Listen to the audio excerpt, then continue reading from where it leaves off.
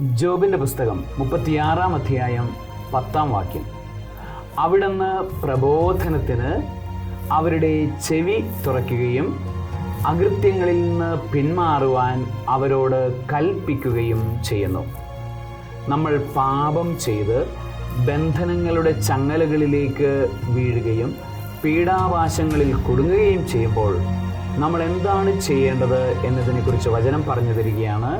മറ്റൊന്നുമല്ല നമ്മൾ ചെയ്യേണ്ടത്, അവിടുത്തെ വചനം കേൾക്കണം, അവിടുത്തെ പ്രബോധനം കേൾക്കണം, അവിടുത്തെ വചനം അനുസരിച്ച് നമ്മളുടെ ജീവിതത്തെ ക്രമീകരിക്കണം. അപ്പോൾ നമുക്ക് ബന്ധനങ്ങളിൽ നിന്ന് മോചനം ഉണ്ടാകും. സങ്കീർണമായ പ്രശ്നങ്ങളിൽ നിന്ന് നമ്മൾ മോചിപ്പിക്കപ്പെട്ട് സ്വതന്ത്രരായ അനുഭവത്തിലേക്ക് നമ്മൾ വരും. സർവശക്തനായ ദൈവം, പിതാവും പുത്രനും പരിശുദ്ധാത്മാവും അവിടുത്തെ പ്രബോധനത്തിൻ്റെ ശ്രവണത്തിൻ്റെ അഭിഷേകം കൊണ്ട് നിങ്ങളെ നിറയ്ക്കുമാറാകട്ടെ.